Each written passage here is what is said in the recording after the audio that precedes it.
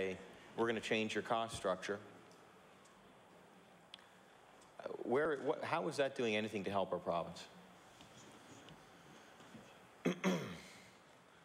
You know, it's really unnecessary. And as I've said, we're not living in the times of the company store. And I've went on at length as well about if people who are, the real people who are behind this legislation,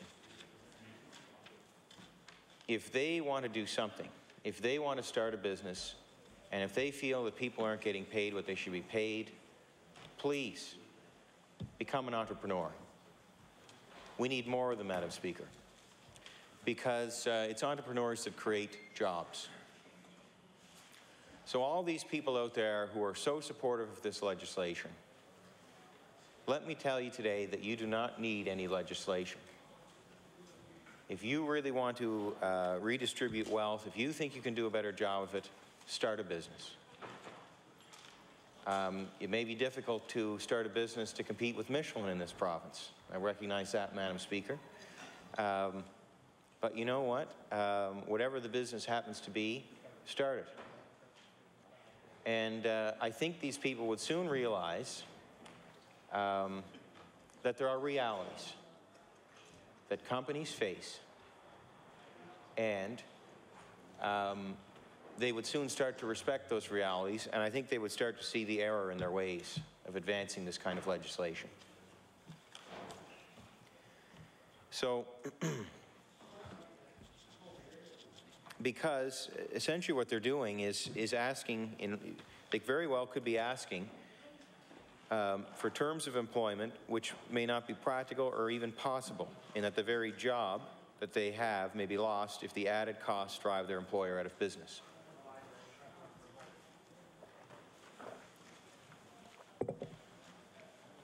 So, you know, there's many private businesses, and I've talked about some of them already, and I think of call centers, and I spoke about them a number of times, and I think call centers have their place in the Nova Scotia economy. It's a very competitive business. There's locations all over the world that are trying to lure call centers to their areas because it's not bad employment. People get to work indoors. They often have a comfortable office set up. They're providing customer service, which takes skills, people skills, have to be good listeners. They have to have a knowledge of the service that they're offering, whether it be maybe technical service, for maybe help with anything, I suppose, from telecommunications. It could be that they require to have a lot of product knowledge, troubleshooting knowledge. Whatever the case may be, they might be helping people with banking services. So they might have to inspire a lot of trust in the people they're dealing with, and be efficient, and be able to handle a multitude of requests and be able to choose the right solution. So, Madam Speaker, I think call centers, people who work at call centers are skilled people. And they're people that have a place in our economy in Nova Scotia. But, you know, I wonder if the government believes that. Because, and I am sure the Minister of Economic Development would tell us, that these call centers, because they're such a competitive industry, and because there are regions all over the world trying to lure them to set up in other areas of the world, I am sure the Minister of Economic Development would tell you that they are very wage sensitive. And adding $1 or $2 an hour even could put them in a position where the person who is contracted to use their services, well, no, next time we're going to contract to a company in India or in the Philippines. So, Madam Speaker, and if this legislation results in call centers wanting to be unionized, and an arbitrator comes in and says, well, we're going to rule partially in favor of the organized group that now wants to unionize. And guess what? They might say it to Minix in my area in Port Hawkesbury, we're going to require you to raise wages. Well, the person who has the contract with Minix could say, okay, we'll deal with this for a few weeks, maybe a month or so, and then since you've changed the terms of the contract, and since we've now found another service provider who's offering the same service at a lower price, we're not going to do business with you anymore. And Madam Speaker, I saw in my area since I've been elected when that happened. Because for a time, the Minix call center was down and out. And luckily, they secured a very good contract with a very good company. And there's people back at work in Port Hawkesbury, in the Strait area.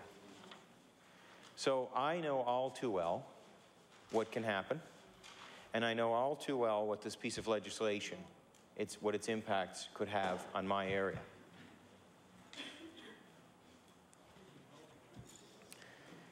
So, and we look at our small manufacturers in the province, it's the same thing. They're competing.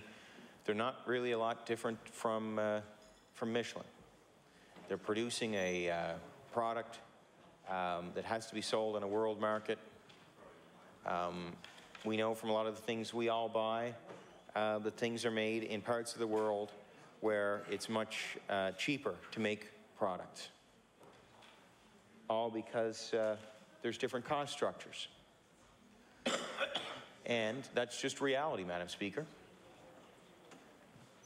So why would we want our province to set the scene where we could have an arbitrator come in and change the rules, change the cost structure of our business in this province, and quite possibly risk losing jobs like in the small manufacturing sector? Well, I don't think we should do that, and that's why I'm standing here today. So, you know, I think that this bill is really targeting the wrong people. This bill is in effect penalizing the people that we need to be supporting. And that's what they've come forward and told us. And I listened to them, but some people didn't. And I know when we have a recorded vote on this, it'll be all accounted for on the record, and everybody will know where we stood, as they should know. And I think when we get a letter representing 200,000 people working in the province, I think when we get a letter representing that many people, to me, I certainly want to listen to that. And I certainly see the value in what they have to say. And those are the people I'd want to be consulting with. But if we put this bill in rewind, and we go back to where it originated, from whence it came, we see that it started with the Bill 100. And I remember that bill. There was a thick document. And I remember, because when we first saw it, we didn't really want to read it. Madam Speaker, sometimes there's bills that come through that are very long, and it's a lot of legal language, and you know, you don't really feel like handing it to a lawyer and saying, tell me what that means. Because it's a painstaking process to go through that. And you certainly have to be on the ball and diligent to make sure you read every single line and understand how each line impacts possibly the next line. And so I remember when that bill came in, and we were told not to worry about it. And of course, we started to get worried when we noticed some clauses in the legislation that looked unfavorable to our, to employment in our province. And we were afraid that the legislation could have a negative impact on jobs in our province. And then we started to hear from the employers. And then there was talk of setting up this Labour Management Review Committee. And we saw that the government purposely chose not to appoint anybody from the non-unionized list of employers that we have in this province. Who, Madam Speaker, represent 85% of the people employed, there's 85% of the non-unionized members, employees in the province. So, you know, we knew that something was up at that point. And now, of course, we see this piece of legislation, Bill 102. And once again, we're told, don't worry about it. But if we put this in reverse, put it on rewind and look back from whence it all came, we see that we just have to look at the people that were appointed to the Labour Management Review Committee, which was tilted in favor of organized labour, with organized labour leaders in the province sitting around the table, who were quite in favor of Bill 102, which we see here. But not everybody in the committee was in favor of it. But then the minister took it forward anyway. So, at the end of the day, Madam Speaker, my good friend Cyril Reddy always used to say, where you stand depends on where you sit. And I often think of that, and upon every issue that I am faced with, I often think, you know, okay, I hear what this person is saying, but where are they really coming from? And often the truth comes out. And I think this is a perfect example of that. The people sitting in the Labour Management Review Committee are patriots for organized labour. And, of course, we see the bill here that they are championing. Some of them even appeared at law amendments to champion it. Of course, we see all the employers say, no, we don't want this bill. So where you stand depends on where you sit, and we just have to look at those sitting on the Labour Management Review Committee to know where this is coming from. And if we want to put it in rewind a little bit more, we could go back to the election of 2009. And we would see that there were significant campaign donations made by organized labour to the NDP party, and that's not a surprise. That happens every election. But they, in fact, over-contributed. It was noted by Elections Nova Scotia, the people who make sure that we have fair elections in the province. It was noted that the NDP party received more money than was allowed to be received from organized labour to carry their message forth during the election, an election they won. They were asked, as I recall, to pay that money back, and there was some delay. It didn't happen right away. So it was quite messy. And again, Madam Speaker, where you stand depends on where you sit. So we are where we are. We see where this bill has really come from. And that's why we're here this afternoon, to try to provide some balance, to try to restate what we heard at law amendments from the employers of the province. And if only, Madam Speaker, this government would listen to the people who create jobs in our province. They have no problem listening to organized labour. They want to listen to organized labour.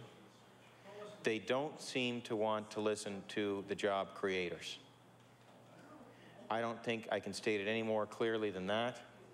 I don't think we could find an issue that could exemplify that fact any more than this issue, that this government does not want to listen to the job creators of our province. So it makes me wonder where we're going, Madam Speaker.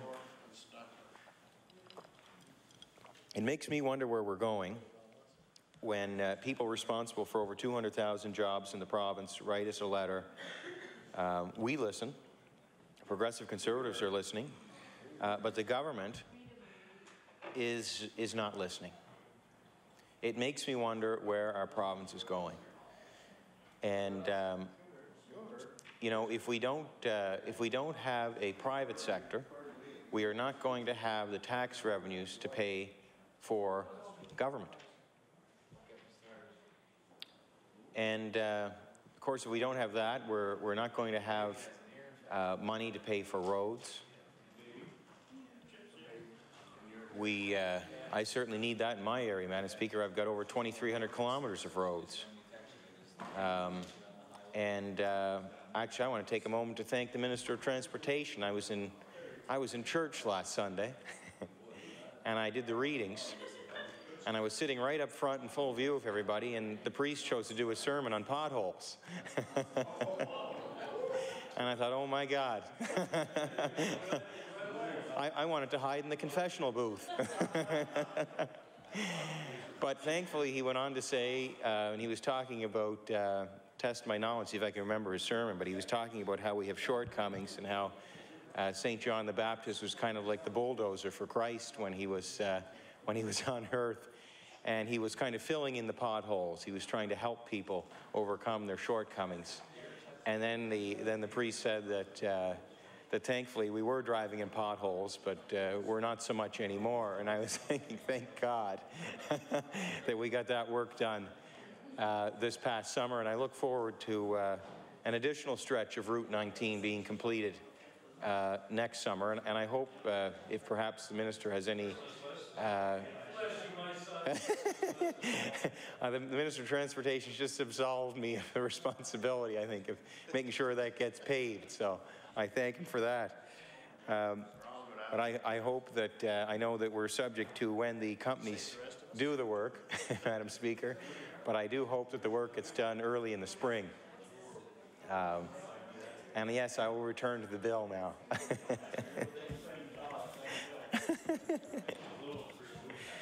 So,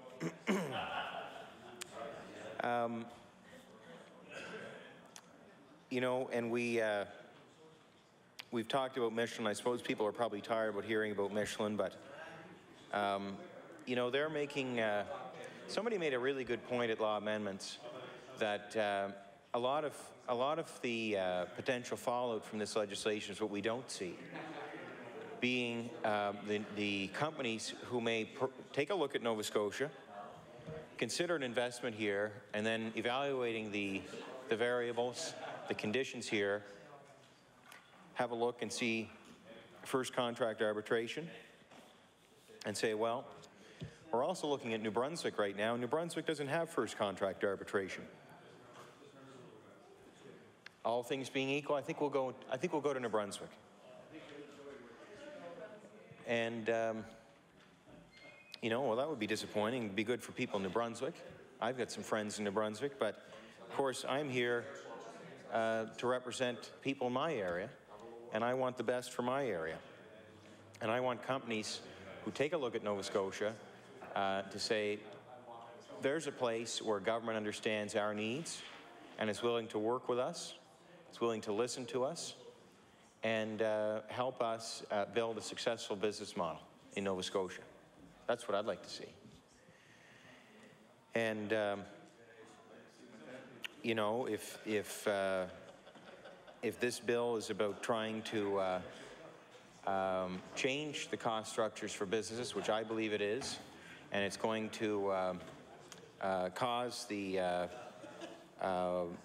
business to say, well, we're not going to be able to make money here, or we have to raise our prices, our products are becoming less competitive. The government is really putting those companies in a position where they have to make the unenviable decision, which may result in leaving Nova Scotia. So, but to my point, what I thought was one of the most interesting points raised at Law Amendments was that, you know, this bill is also a risk to our economy for all the things that we cannot see, all the businesses that may never come here but we'll never know about, because when they make those decisions about where they're going to locate, those decisions are made probably somewhere far from Nova Scotia, especially if they're a larger company.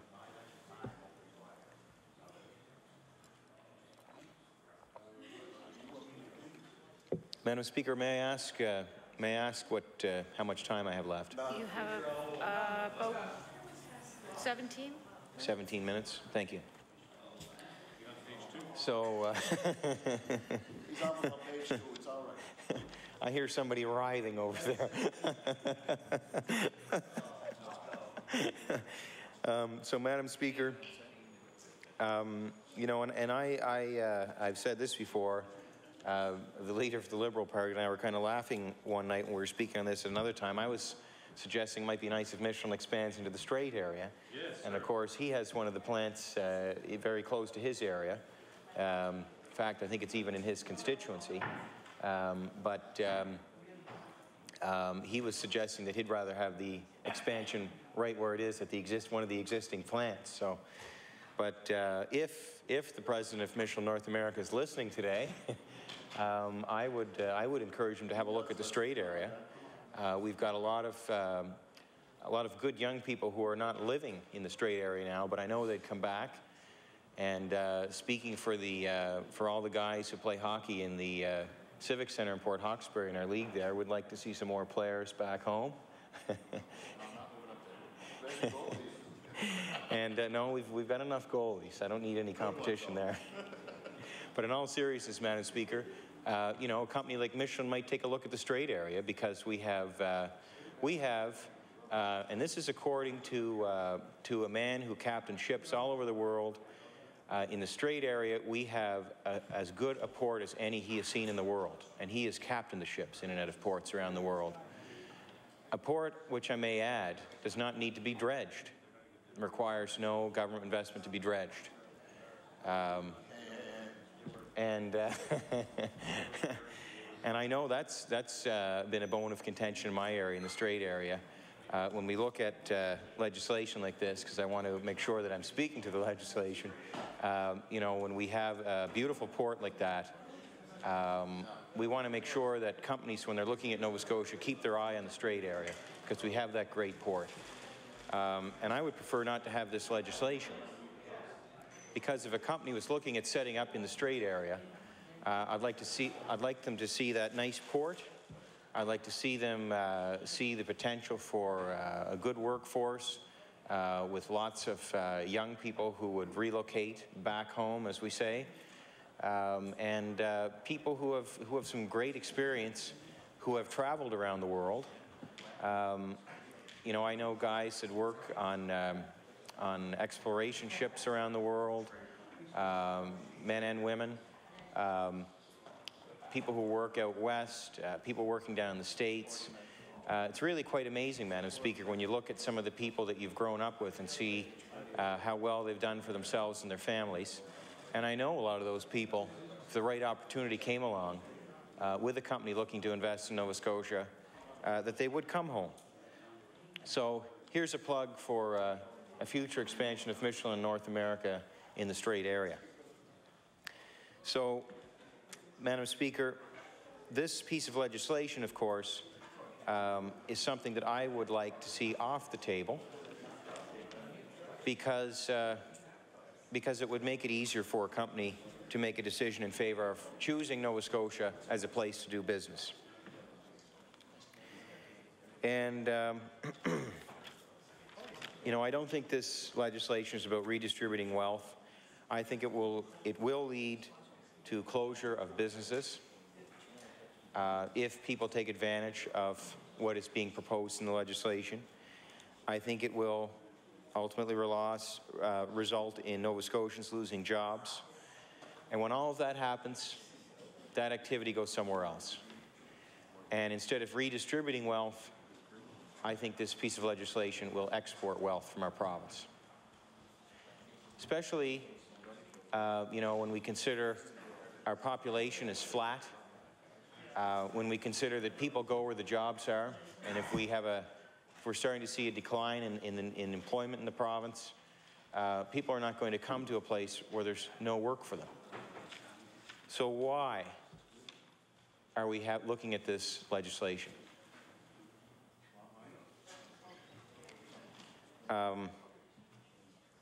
you know, I think it's just going to be another variable, another factor, negative factor in our economy that is going to hurt us even more. So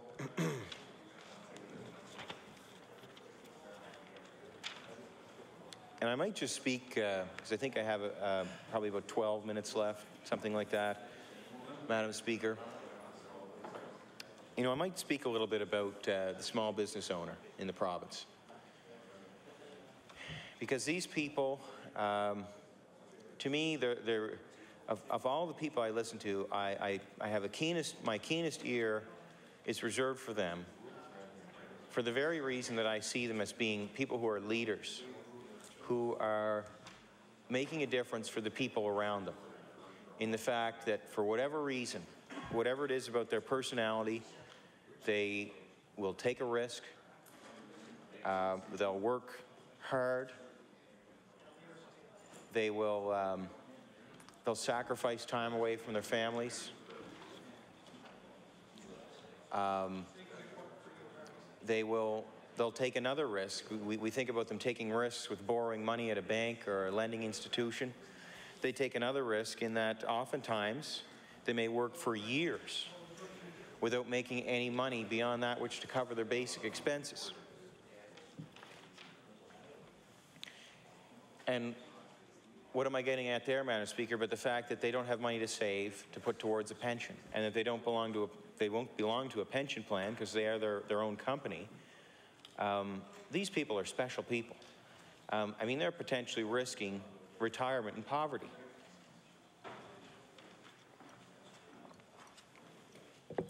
And, you know, I don't want to scare people who are listening, you know, don't become an entrepreneur. I think those people that are out there, especially those who are successful, will tell you they love what they do and they wouldn't change it for a minute. So I don't want to give the perception that it's not necessarily a very fulfilling lifestyle. But, you know, I listen to these people because they're really the people in the province that are making a difference. And we talked about hearing people and actually listening to people. And, you know, when these people came forward at law amendments, I was listening to them.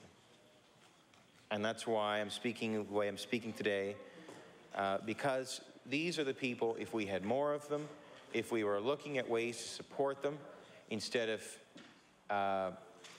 having their voice fall upon a deaf ear, I think, or deaf ears, because most of us have two. I'd like to thank the Minister of Education for pointing that out to me. I think that's 2 corrections in 2 or 3 days. So that's good, though. That's good. It's good. It's good to strive for betterment. So constant improvement.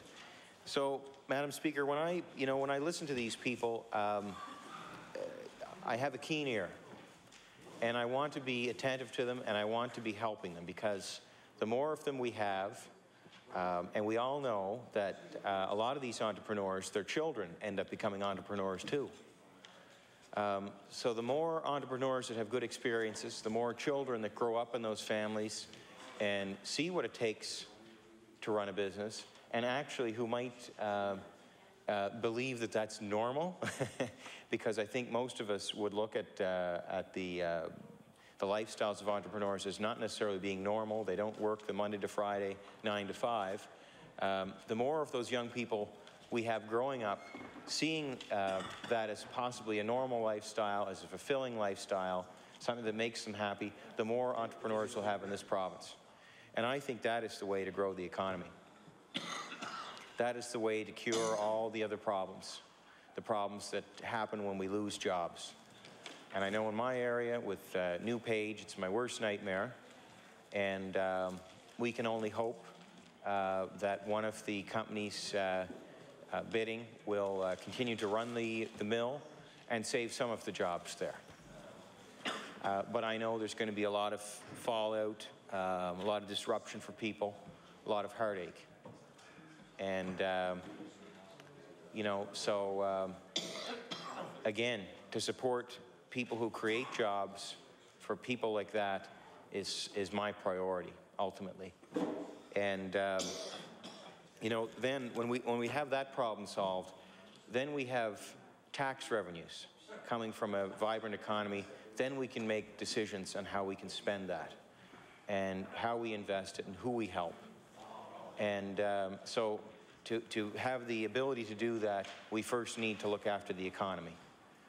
And, you know, and when times are good, people are more generous and supportive of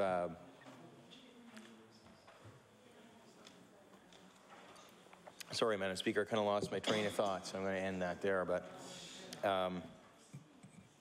and I've been speaking for quite a long time, a number of times in this bill, and I will sit down as soon as they start listening over there, Madam Speaker. Or your time runs out. Or my time runs out. Better get another glass of water. And I think my time is going to run out. And I think the time is going to run out for all those people who came forward at law amendments and said, no, please take this piece of legislation off the table. And the time will run out for them, Madam Speaker. But I know where I stand, and I know that they know where I stand. And I know that if I have a future in government, they'll know that I'm someone who listens, and they'll know that I'm someone who wants to be attentive to their concerns. You're persuasive, but not persuasive enough.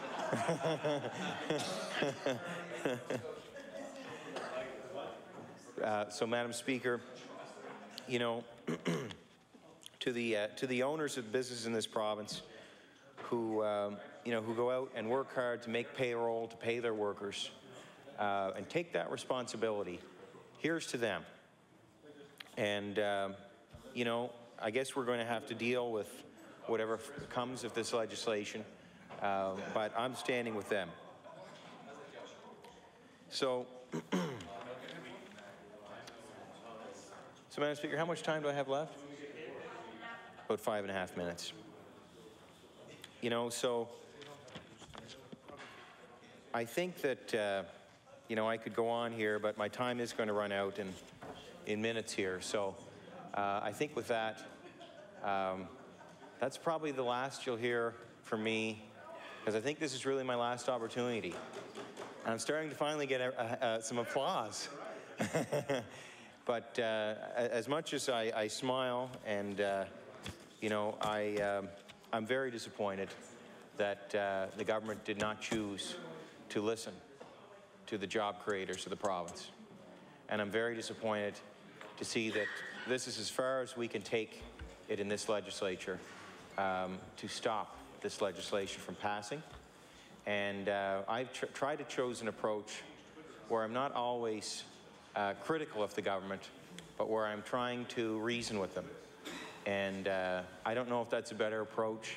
I don't think it's going to make a difference, but I think sometimes we have to go that approach as well to do whatever way we can to try to convince the government to move in the direction we believe, which is not to amend this bill, but to remove this bill from the floor of this legislature. Thank you, Madam Speaker. Thank you. I recognize the honourable member for Kings West. Thank you very much, Madam Speaker.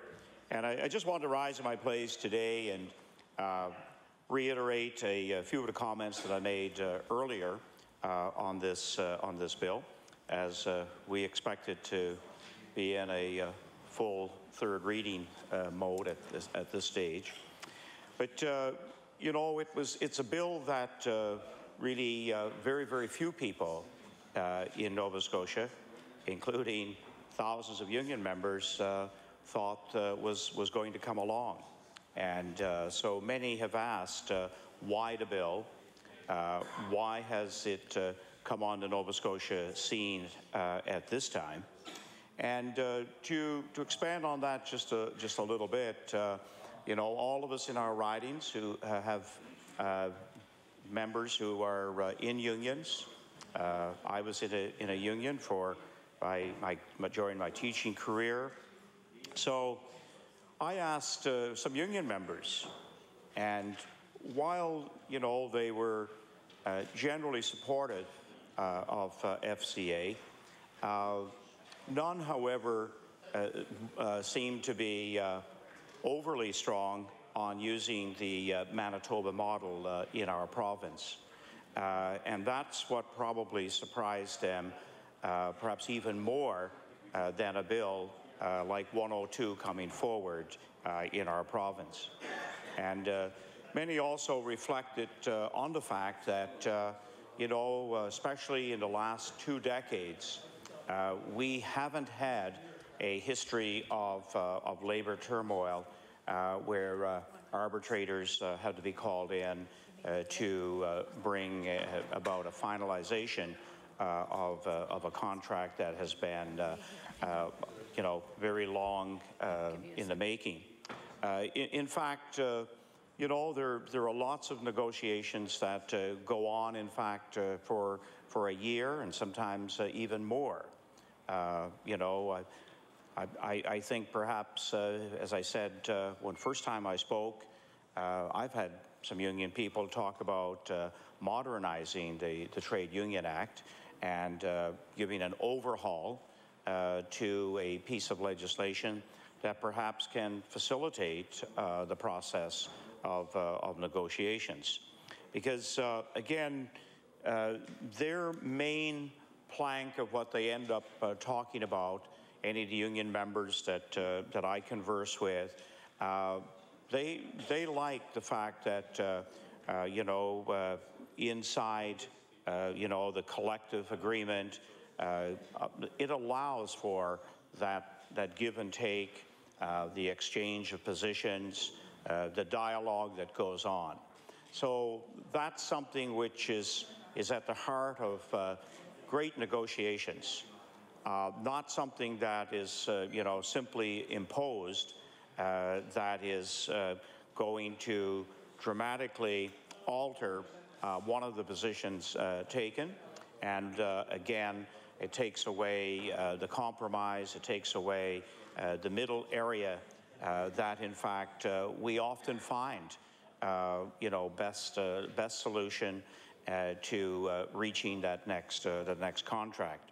And so what this bill with the Manitoba model research is showing, that very often it can bring discord as a follow-up, and also it can lead to a second contract taking a substantial amount of time, a ranker's period, in order to reach second contracts. So I think that's perhaps something that we should learn from in our province, and not have the current bill before us. And of course, it's still not too late for government to reconsider the voice of a couple of 100,000 Nova Scotians, a couple of 100,000 that are not unionized, and that may at some point in the future could in fact form a union in their workplace. In a democracy, in our country, in our province, that is the right of workers. While we do have some companies, large and small, who aren't strong on having a union in their workplace, and in fact their histories show, as is of course the Michelin factor. And that's really why I stand in my place today, living in a part of the province, living in a riding that has a Michelin plant. I've actually heard on this particular bill from the everyday plant worker, not from management, but the everyday plant worker who, in fact, is surprised and upset that this piece of legislation has become before us in Nova Scotia. You know, Michelin is a company that, yes, a union can be there, as we know, But generally speaking, around the world, their preference is not to have a union. One of the plants that Michelin took over in Kitchener, Ontario, and I'm pretty sure it was a Bridgestone plant. They in fact, closed the plant in 2006, sold off the machinery, and 1,100 workers were without a job. So, Michelin takes this issue indeed very, very seriously, and that's why we saw them come to Province House to state their case. So, and that's why, as I said, I stand in my place today to ask government to reconsider, because I think what the bill really does is create the atmosphere of uncertainty. We know that, again, this model only represents 4% of workers across Canada. It is in six other provinces. There is a federal bill, but it's a much more moderate and a less severe intervention. And I think what this bill does, and what the business community tried to point out, is that as they look at investment, it's an area now that creates another layer of wonderment and uncertainty as they plan future investment in this province. And it really does come at a very, very unfortunate time. We know right across the country, and indeed in a global context, there is, again, a lot of economic uncertainty, and investment has slowed down. And so this bill comes, as I said, a most unfortunate time. So I just wanted to be on the record today as putting forth, again, a final request that there would be reconsideration, and that the amendments that we brought forth, these are reasoned amendments. They help to moderate this bill and make it a much less impacting first contract arbitration model.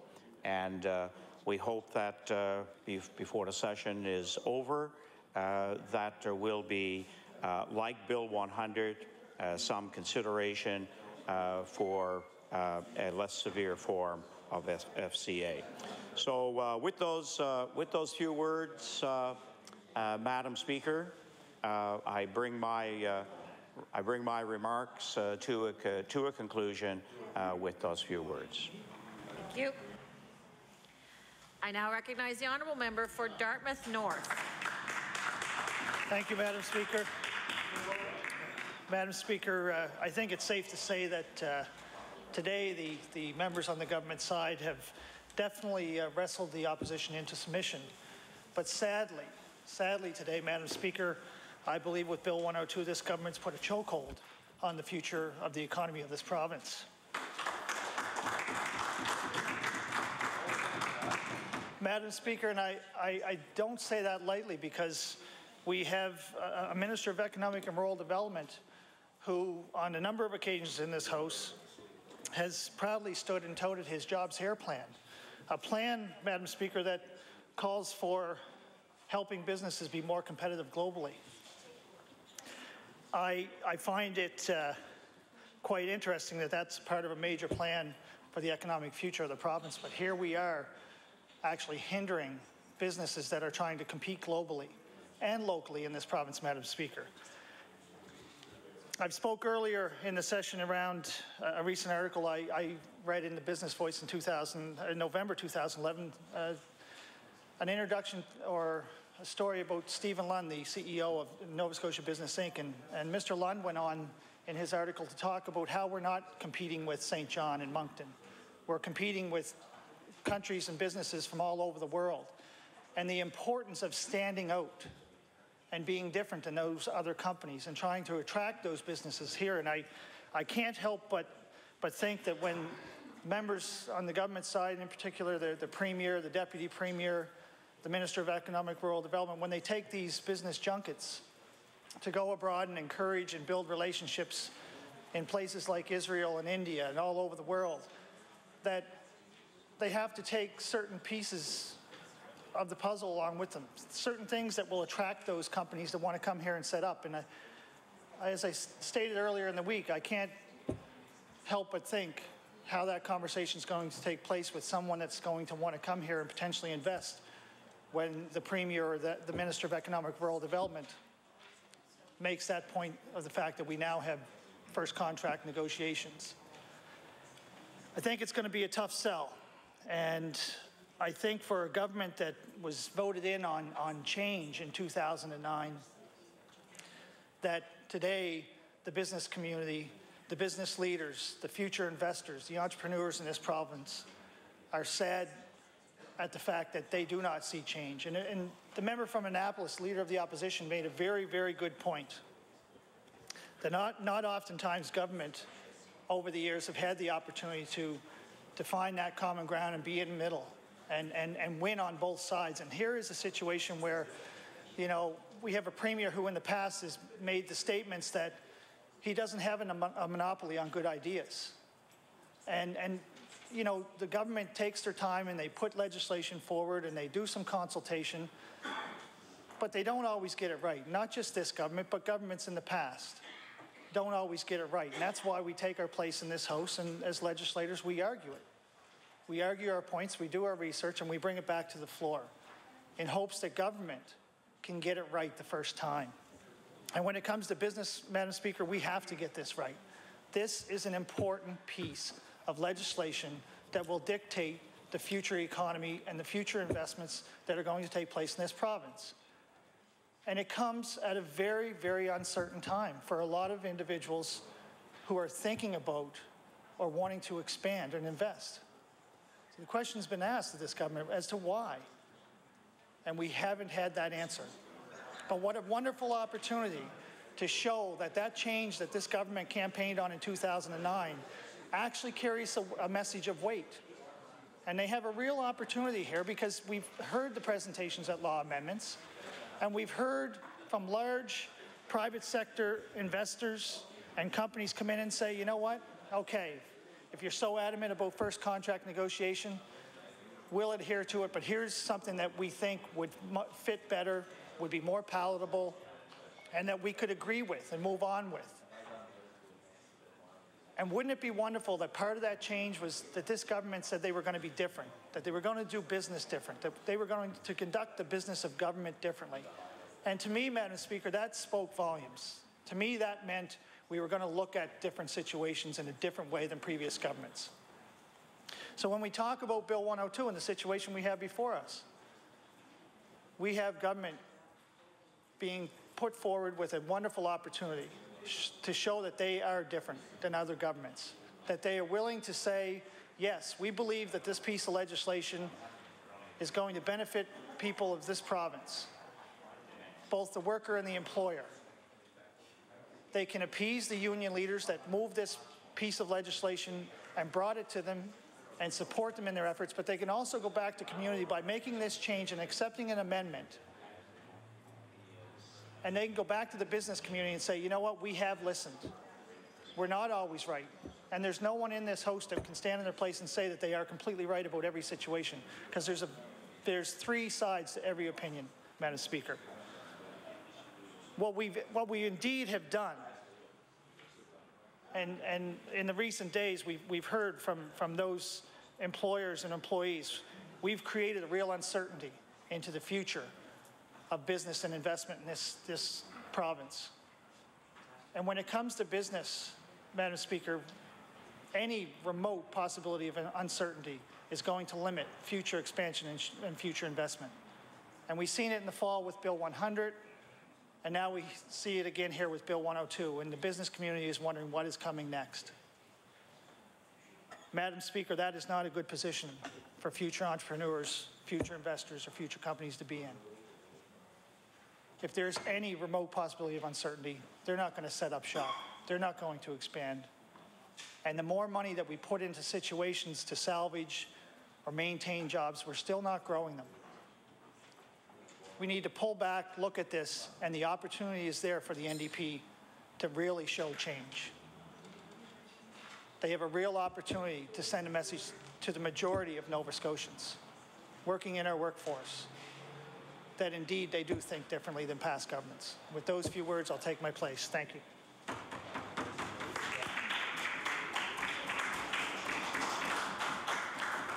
I recognize the honourable member for Victoria the Lakes. Thank you. Thank you, Madam Speaker. Madam Speaker, I'm pleased to stand in my place to speak briefly on Bill 102. Madam Speaker, good legislation isn't rushed, and it also takes time to develop. Good legislation requires proper consultation with relevant stakeholders and important groups. And as a result of that, Madam Speaker, this is not good legislation. But instead, what the government has done is tried to ram this legislation through the House without doing their homework and taking the time to get it right for Nova Scotians.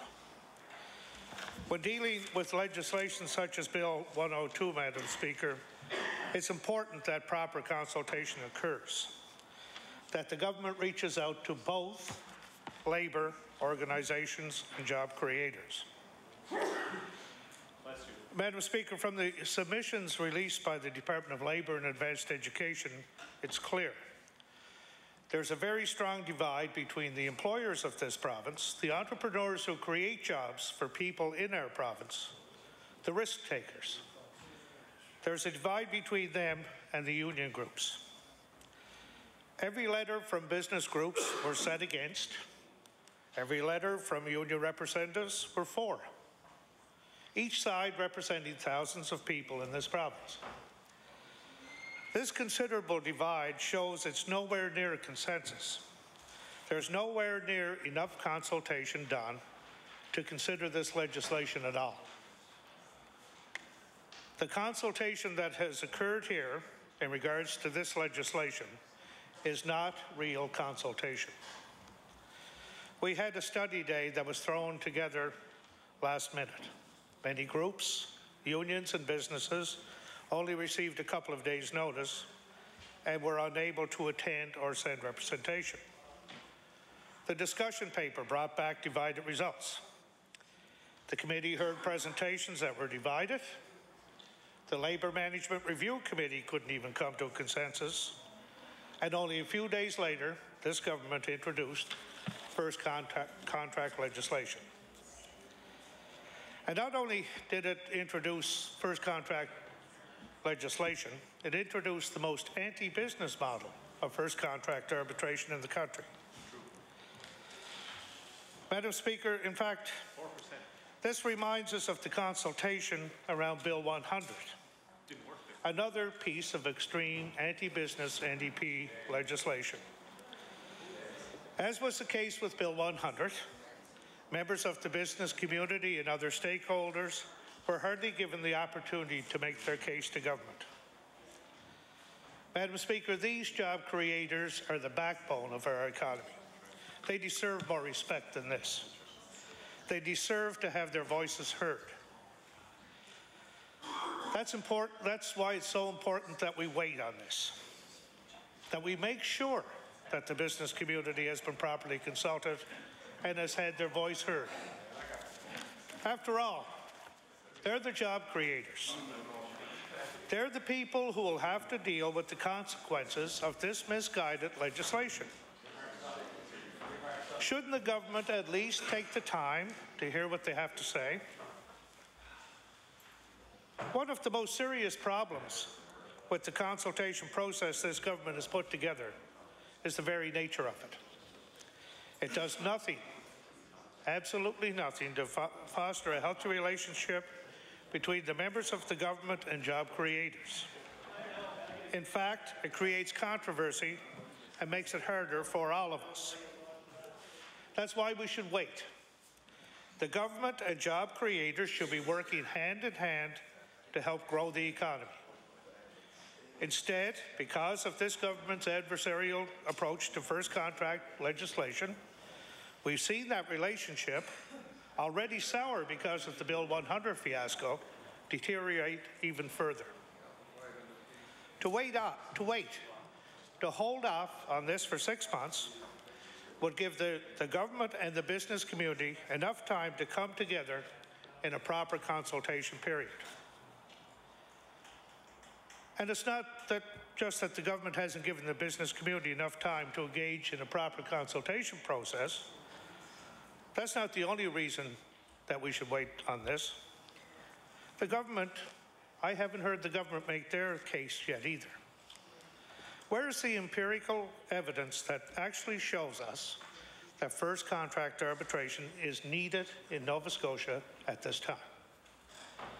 In fact, all the evidence we've seen suggests that we've been having a pretty harmonious relations with Labour in this province.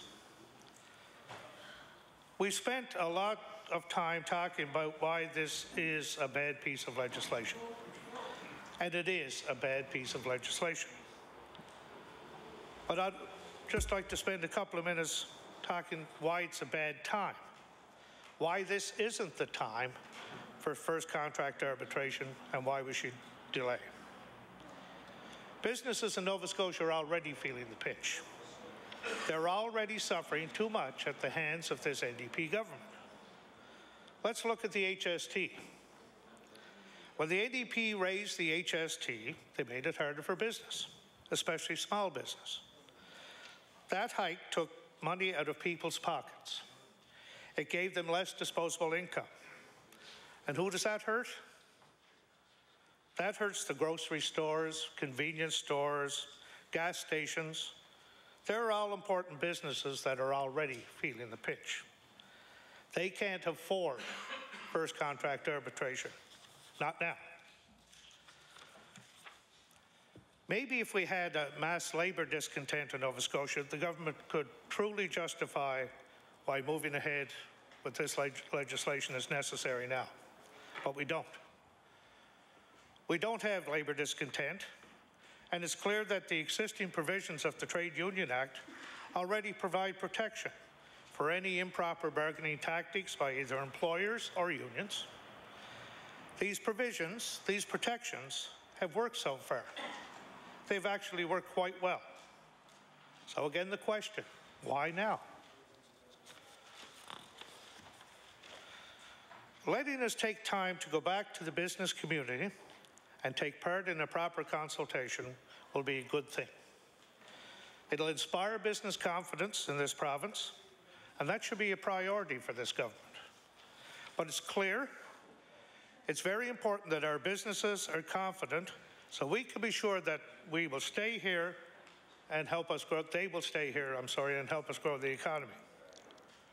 Now, the government will try to tell us time and time again that they've consulted enough, that they've finished up their consultations and they should move ahead. But that's not true. Let's use the Nova Scotia Employers Roundtable as an example. They don't feel they were adequately consulted, and they represent many organizations that employ many, many Nova Scotians. Let's look into it in more detail. Has the government actually met and consulted with the roundtable members? Has the Minister of Labour or the Premier or anyone on the government side reached out to discuss first contract arbitration with Bowater Mercy? What about Clearwater Fine Foods? Clearwater is an important company with a history here in Nova Scotia. Surely they deserve to be consulted. Madam Speaker, there are lots more that have expressed concern. There are lots of other members of the Employers Roundtable who don't feel they've been consulted properly.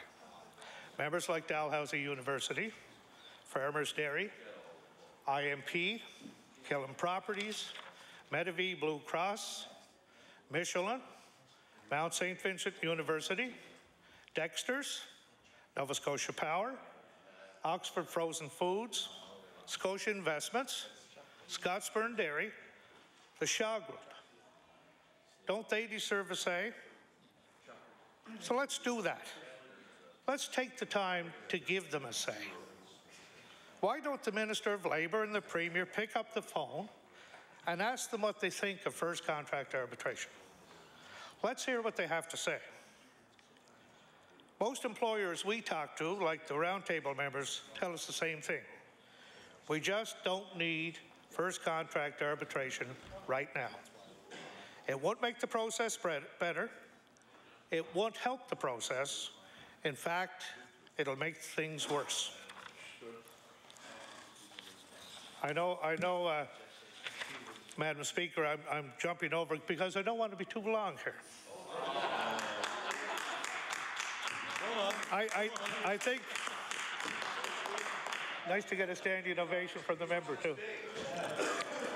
You know, Madam Speaker, we have been talking about consultation, but we have to also, on this side, make government aware that we are not opposed to collective bargaining. We're not opposed to employees unionizing, if that's their wish. Not at all. Our position is that it ought to be done in a manner that is open and transparent, that brings both sides to the table in good faith, and they can work together to reach a deal they both can live with. Madam Speaker, we're sent to this House to find solutions to problems, not create them. That's why our constituencies hire us and send us here. But in this case, the government is forging ahead with a solution to a problem we don't have. We have other mechanisms that are used to reach collective agreements, and we have proof that they work well. So the question is still there. Why are we looking to pass Bill 102 now? What need are we trying to address? The government may feel the need to pay back their special interest friends, but that's the only need we can see. So there is no credible need for this legislation now. Let's wait. Our bosses want us to wait. I don't know about the members on the government side, but my bosses are the people I represent in this place. Maybe they have other bosses. Maybe they're listening to other forces. But I'm listening to the people of Victoria the Lakes, and they're telling me to wait. They're telling me they don't want us to move forward with first contract arbitration right now. So I hope that the members on the government side will stop for a moment and think about the people who sent them here. Think about the people of Cape Breton Nova. Think about the people of Lunenburg West. Think about the people of Pictou Centre. Do they want first contract arbitration? I'm willing to bet they don't. But how can we be sure? Taking time will allow the members of this House to go home, to consult with their people, and that consultation would enable them to know for sure. That's all we're asking for, Madam Speaker. Time. Time to get it right. Time. Thank you. I now recognize the honourable member for Bedford Birch Cove. Thank you, Madam Speaker. I rise in my place today to speak to, on third reading, on Bill 102. And I really have to say that this whole process has been flawed from the beginning, much as we experienced last fall around Bill 100, where we were told that, you know, business had, it's deja vu all over again. This is what we were told back then, that there had been consultation. This time it was slightly different. They didn't pretend there'd been consultation on the whole bill. This time there was this a so-called day of study, even though their own Labour Management Review Committee could not actually come to an agreement on whether we should proceed with FCA, which was, we thought, the whole reason why we had the Labour Management Review Committee rammed down our throats last fall. So we have this committee that allegedly is supposed to be advising the government on matters of labor issues in this province. And does the government listen? No, they don't. They decide to have this day of study. And from everything we've heard from various groups, they did not get a lot of notice, those who actually got an invitation. They were saying, you know, 3 or 4 days, whatever it was short notice. They didn't bother to invite the major private employers in this province.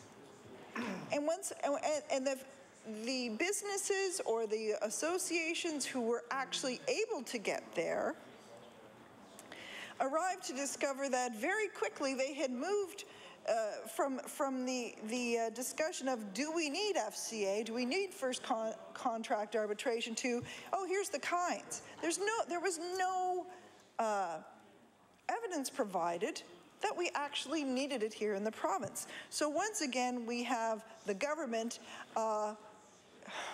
with a solution in search of a problem. And you know, one of the presenters actually at Law Amendments made a point. Glenn Clark, who was the NDP Premier of British Columbia, at one time apparently said that they didn't have a lot of money, so they had to be an activist government. And you kind of wonder if that's what's going on here. They don't have money for a lot of new programs, but they're going to bring in all kinds of bills around things that don't actually need fixing. And this would be one of those things. And you have to ask yourself, why did the government bother to battle so hard to create the Labour Management Review Committee when in fact they're not even going to listen to it? I mean, we were in here last fall for an extra week because the government was heck bent on bringing that particular committee in. So anyway, they get to the study day. Those who could make it at the last minute. And again, it does sort of beg the question. Here we had a commission going around the province discussing electoral boundaries. And they managed to travel around the province, and it was over a couple of weeks, but it was in a variety of different places. Here we have a major piece of labor legislation coming in, and we have 1 day of study. That's it. Talk about a sham. That wasn't even an attempt to make it a fulsome discussion or anything like that. It was just ram it down our throats. But very quickly, that particular process moved from a discussion of well, they never really had it. You know, do we need it, to, well, let's look at the kinds. And what decision did the government come up with? You know, not try to introduce the kind that pretty much every jurisdiction in this country that actually has FCA tried to introduce. No, we're going to take the one model that's in only one other province, Manitoba, the one that's most punitive for employers, and we'll ram that down businesses' throat here, because apparently the business climate is so good that businesses here could handle it.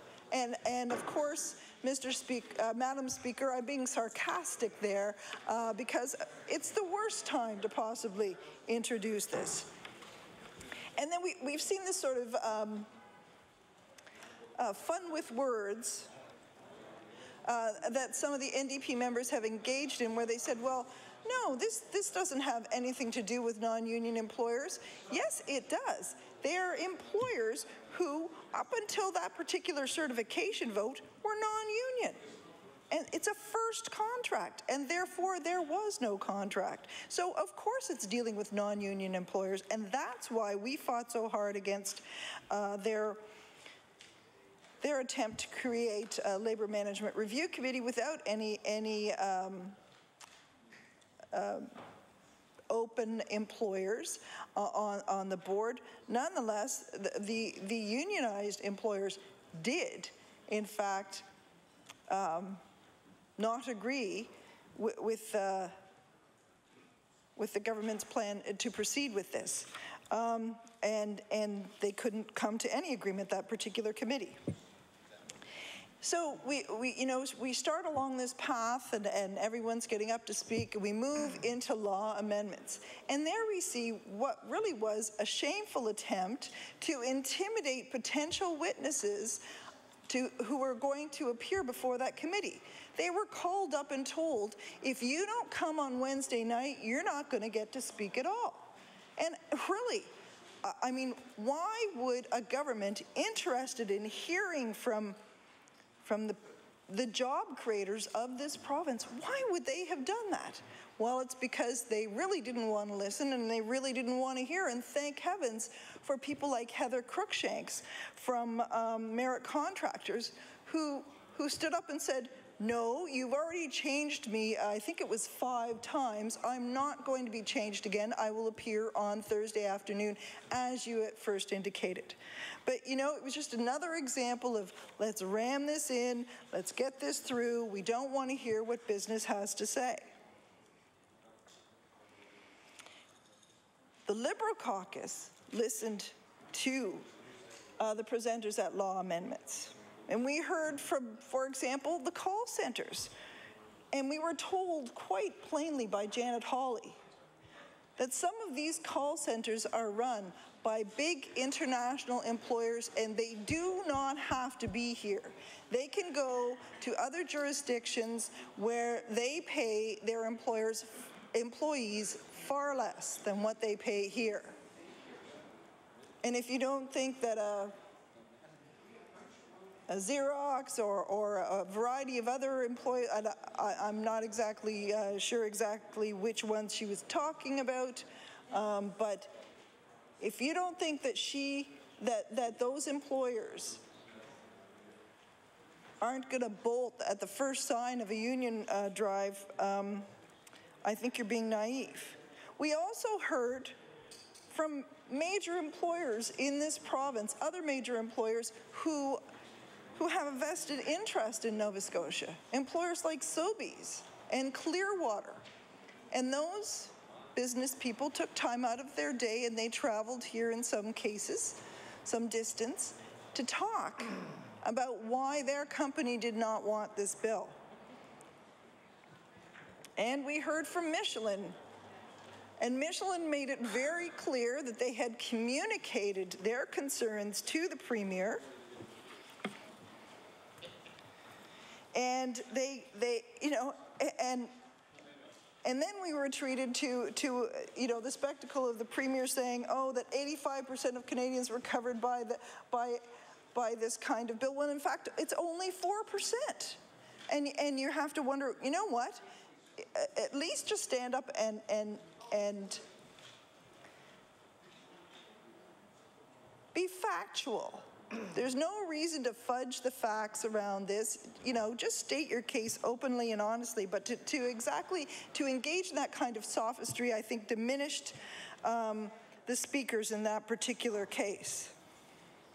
We heard from small employers who were concerned enough to, again, take time out of their day to come down to law amendments to speak on that particular issue.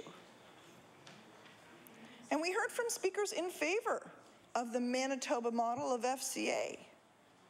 Interestingly enough, they were almost exclusively from public sector unions. There were a couple of exceptions, but most of them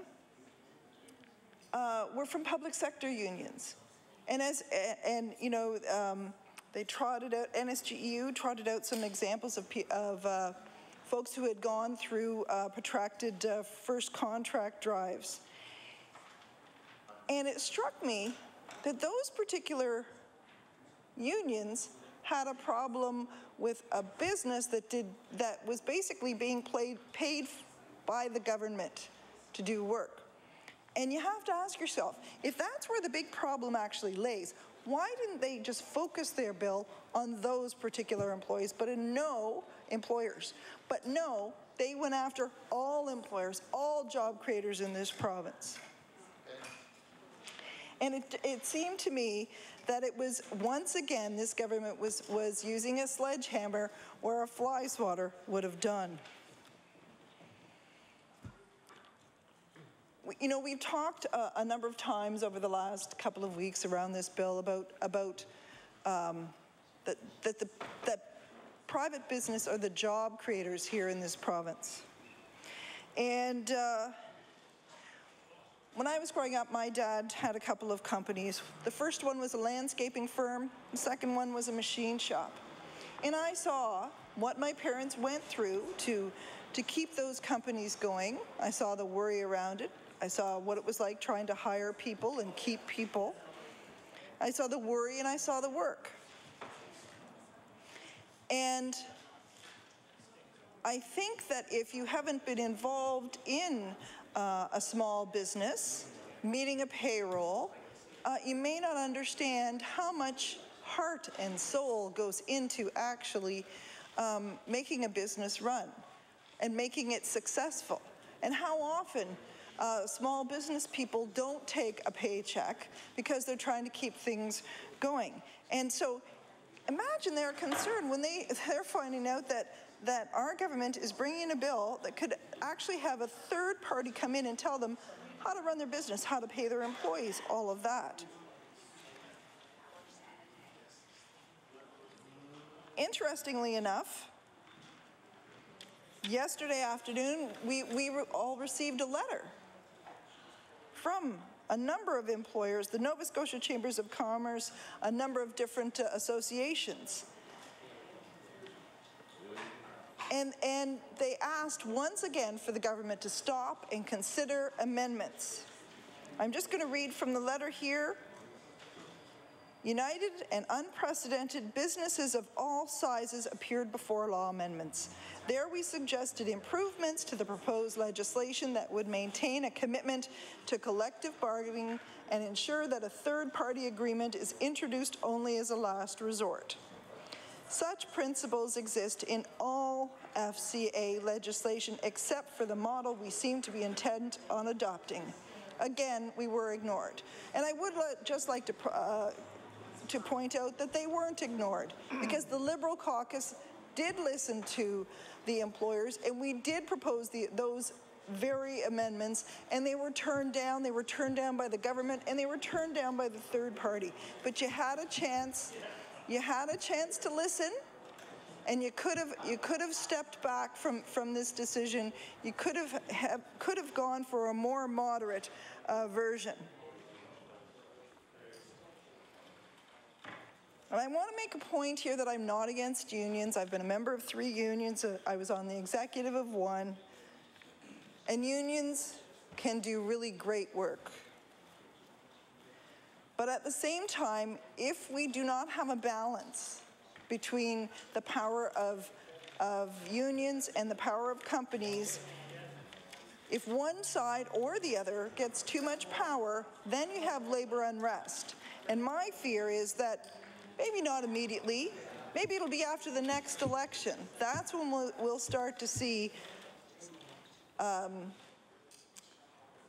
we'll see the results of this particular legislation. I do want to point out that business, they're the people who create the jobs. And they're the people who elected us. And they put forward a compromise. The government has not made any move to compromise. There was a small sop that they threw out about some timelines, but they've made no move to compromise. There's been, all the way along, it's been their way or the highway.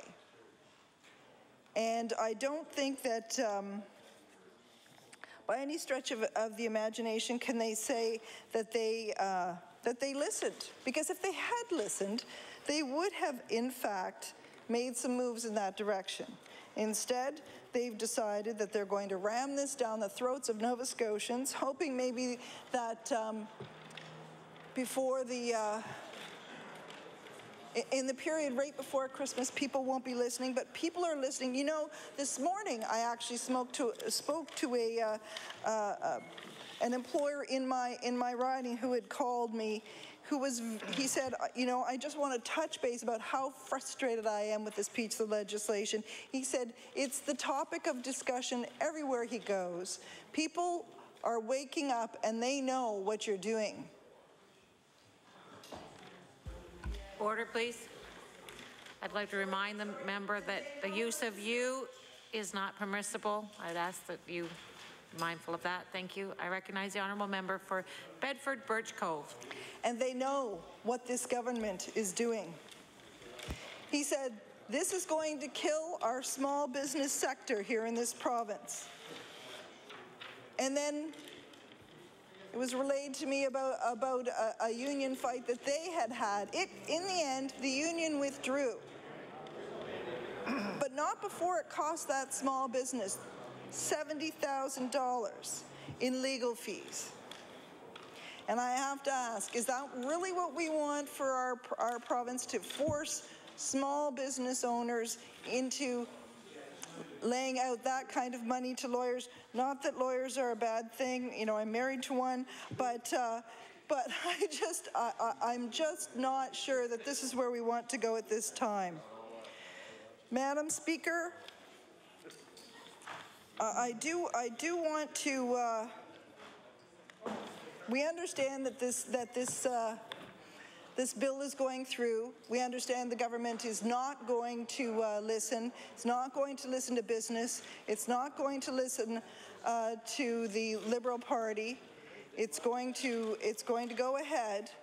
But I guess I didn't want to let this third reading pass without saying that I think it's a shoddy way to treat the job creators in this province, to have a sham consultation, to try to not listen, to try to cut off their opportunity for debate in law amendments, and to ignore their olive branch around amendments.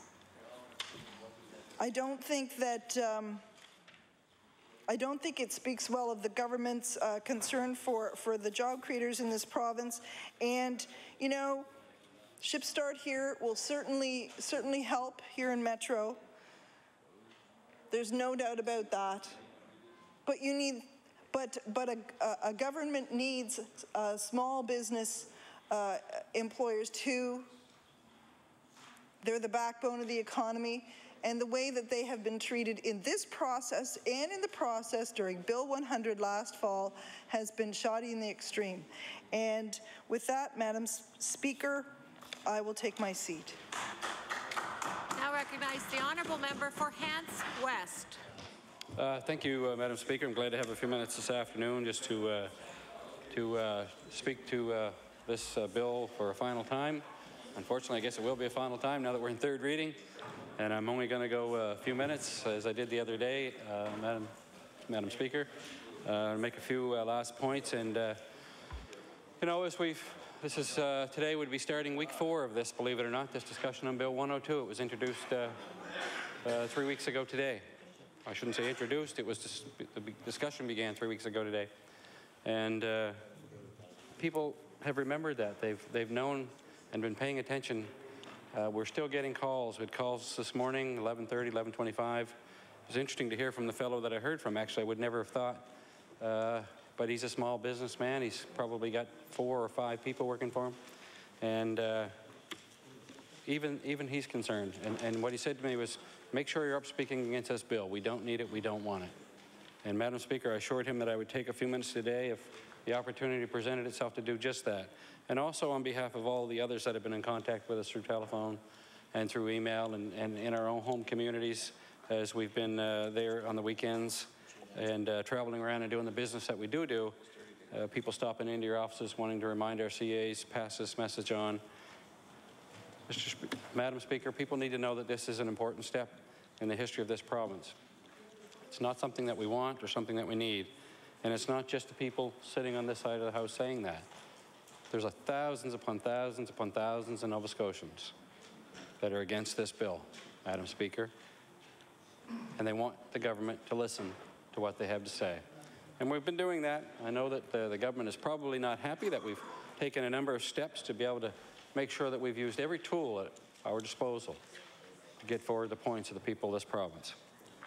It's important that they consider this, and I know it's going to go through finally, likely today sometime, or Monday or Tuesday next week, whenever it finishes, through the third and final reading. And when it does finally get put in and proclaimed, we hope that Nova Scotians will still have the opportunity to express their concerns, Madam Speaker, because they need to.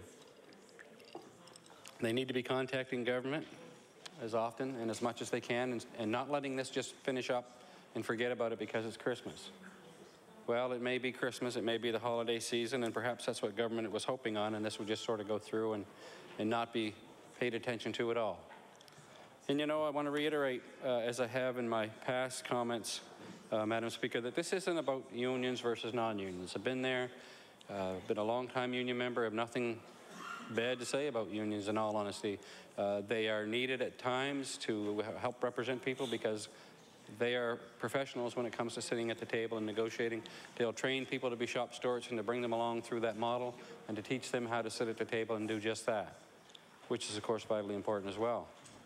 So it's not about the number of unions, but there were some examples that we've heard throughout the contacts that we've had. You know, we may only be 4 or 5 people. Some of these businesses may have 50 or 60 people or 100 or a couple hundred people, and some have thousands of people. We know, we've heard about the Sobeys and the Michelins and so on and so forth. There's a lot of them. I've heard them named here this afternoon, even again. Numerous businesses. But they are concerned, Madam Speaker, and rightfully so. They're concerned that this is a union drive. I haven't heard anybody say that it is, because nobody over there wants to stand up and talk about it. Perhaps it isn't, but it certainly opens the door and it makes it look enticing to employees in some ways that may think that's what they need to resolve their issues. But when you talk to the small business community about some of these, and even the larger businesses, they don't want to be told, you're going to pay this, you're going to pay that. They want a fair negotiation because they believe that to be a good process. And the process that is in place, Madam Speaker, is a good process. It works. We know that it works. We've seen it work many, many, many hundreds of times over the years. Some take longer than others. And I spoke of one, I forget what day it is. I don't even know what day it is today right now. It's been so busy. But we spoke earlier in the week on this bill about a lady that presented at Law Amendments with regards to almost 2 years in length trying to get a contract negotiated. And we agreed. I agreed. Long time to be sitting at the table trying to get something done. That needs to be looked at. Certainly there's room in the current process that does exist to adjust that. And if something needs to be accommodated, to put a time frame on that, or encourage better ways of bargaining if that's what needs to be done. But nobody has said that they're coming to the table in bad faith. I think that there's an agreement whenever a negotiation is set between the employee and the employer, and that organization, either an association, what have you, whatever they might be, with the union, that we're going to sit down, that we are going to bargain in good faith. And I think that, in all honesty, I believe that that word is taken to be the gospel. They do that. And yes, it takes a long time. But again, I've never gone back and looked, but I've never heard anyone say, how many actual days of bargaining inclusive is it? It may take you 6 or 8 months or a year to get a contract from start to finish. But how many actual days are you at the table? My experience is you're not at the table a whole lot of days.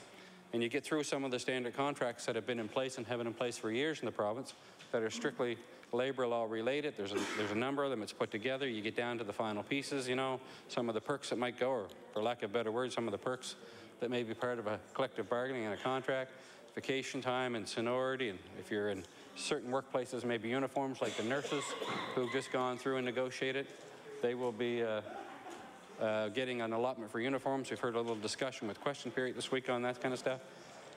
There's those kinds of things, and then there's the financial stuff. And I know from experience as well that when you come to the end of that collective bargaining, the days sort of do run together because some do go long, some are 2 or 3 or 4 in a row, or a week maybe as you try to finish it up. But we've negotiated contracts with large corporations, many, many employees, where you've not sat at the table for very many days. So that's just one example or two, Madam Speaker, and I don't want to go a long time today. I just wanted to take a few minutes on behalf of all those businesses that I do represent. And there are a lot of them, big and small, that have been in touch with us. There's a lot of them around the province who are very concerned. The business community, we've seen some representatives have been in and out of the gallery here in the legislature over the last number of weeks, expressing their concern and their support. We've seen news articles in the papers and on radio and TV with regards to how this bill is not required in this province, Madam Speaker. So again, in closing, on behalf of the people that have contacted us, thousands of people who have expressed their concerns, we stand today and in past days in support of each and every one of them in hopes that this bill would not be put through. But unfortunately, we know that it will pass at some point. And with those few comments, Madam Speaker, I will take my place. I recognize the honourable member for Halifax, Clayton Park. Thank you very much, Madam Speaker. It's my pleasure to say a few words today. I know this is third reading. It's really the dying hours or perhaps dying minutes of this bill. Bill 102 has the, I think, the incorrect title of suggesting that it is an act to prevent unnecessary labor disruptions and protect the economy. That does not define the bill, and if you're watching on television now, on the bottom it says the Trade Union Act, and that's really what it is, an amendment to the Trade Union Act to allow first contract arbitration. And I'm sure for the members of the House a couple of months ago... I just want to remind the member that you cannot speak to the specific clauses of the bill. I'm sorry. Oh, the television audience. Thank you. Minutes ago, it has underneath the subtitle says the Trade Union Act. Thank you. So that's how it's defined there, so it differs from the title of the act here. That's all. Thank you, Madam Speaker. That's very good of you to point that out. But I think I can, certainly I've been listening to many of the previous speakers, and they're speaking to not individual clauses, but to the thrust of this entire act, and to you know, asking the question, really asking the government, what is so compelling that this has to pass today? Why is it here?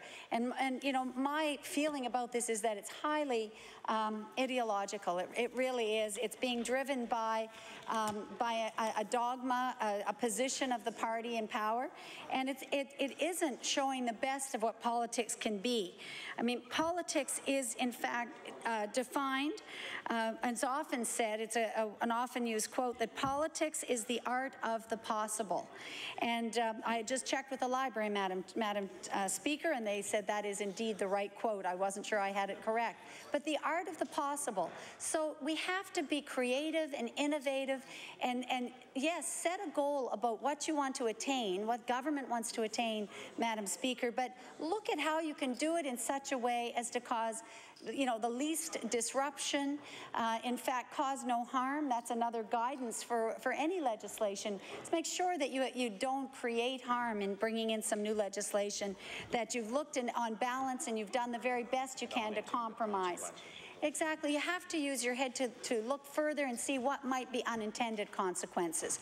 And when you head into something with an ideological bent, what we see is what's happened here today, a government that is determined to drive this through as is, unamended, unimproved, with no compromise, with no even gesture to show the business community and those that have spoken and taken their time, I might add, to come here away from their businesses and traveling the province to come here and say, you know, this concerns us. This causes us disquiet. This is sending a signal that makes us very uncomfortable. You know, I'm not saying that businesses will close as a result of this act. I believe that they will not, but I do think that it gives a signal and an attitude that is not going to encourage businesses to settle here if they aren't here already, and it won't encourage those that are here to expand here and to invest here. It's just one more thing on top of a whole litany of difficult factors that our business community deal with every day, and all the members of the House know what they are. It's high power rates, high gas taxes, high taxes in general, high corporate and small business taxes, and high personal taxes. So there are things that really make it difficult to maintain your business here and to expand your employment and hire more people. And yet This bill just adds one more thing into the mix, and it says government is not listening. And Madam Speaker, one of the reasons I wanted to rise today was particularly to reference the open letter that was sent to the Premier, and I know all the members of the House, I'm sure, have seen it. I read it first yesterday in one of the news services, allnovascotia.com. They had printed the letter in its entirety, and when I read it, I thought it says so much about just distilling the issues that were brought to law amendments, speaking like one final attempt to bring their ideas forward. It's not pages and pages, Madam Speaker. It's just one page, and in fact, about a third of the page is made up with the signatories. And the signatories are not individuals. They represent different businesses and business organizations. And so just to go through and give you a sense of the breadth of the support that this letter had, then I'd like to go through and give you some of those names. But first of all, I think all members of the House should be aware, Madam Speaker, that the thrust of this letter was a final last-ditch effort to call for compromise, to ask government to make politics the art of the possible, to use good negotiating skills and good communication skills and find common ground. That's what it means about the art of the possible, finding your way to some common ground where all the parties can be happy in the sense that they were respected, they were listened to, and some part of what they want is brought into the mix in terms of the final outcome, and in this case here, the final bill before us.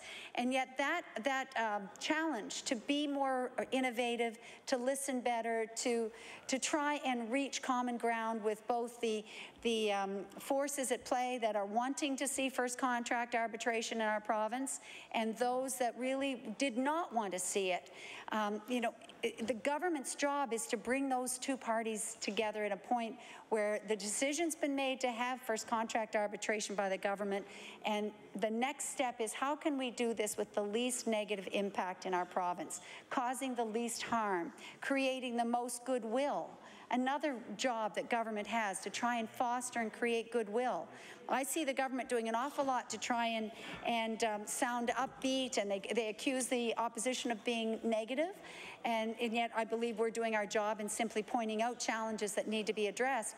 But being upbeat is not enough by itself, Madam Speaker. We need as a government, as a group here in the Assembly, opposition and government members, to show good faith when we're dealing with Nova Scotians. And I think it's very important that we remember that among all those businesses that came and spoke at law amendments was Michelin, the president of Michelin Canada. And when I was speaking to somebody at the Chamber of Commerce lunch the other day, at which the Premier was the guest speaker, this person said to me that this was the first time in 40 years that Michelin's been active in Nova Scotia and had plants and employment. It is the very first time that Michelin had come forward publicly. They do not like the limelight. They don't come forward.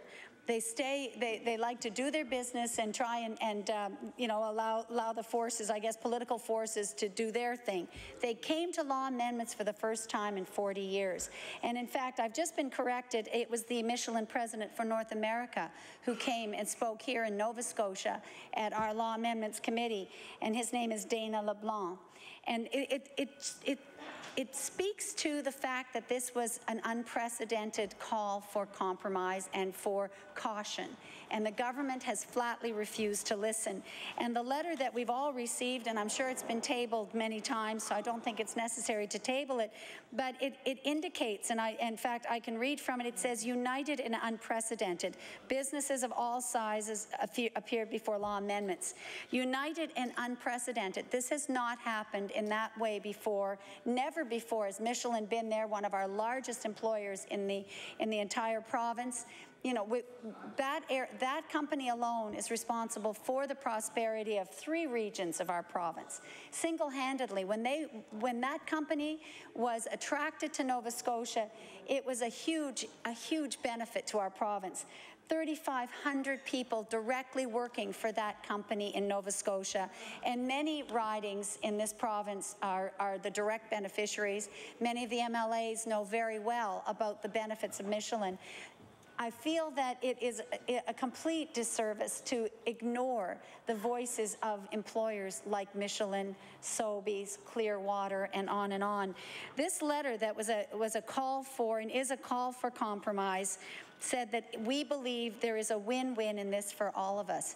The business community was looking for the amendments that the Liberal Party had put forward. They wanted to see a situation where we would, in fact, find common ground and be able to go forward with legislation that everyone can live with. And isn't that what we look for in every instance, Madam Speaker? Trying to advance the province. I understand we need change. I understand that without change, there is no growth, there is no prosperity, that our province cannot just continue to hold fast to the way we've always done things. I'm the first to say I like to have change and I embrace a lot of change.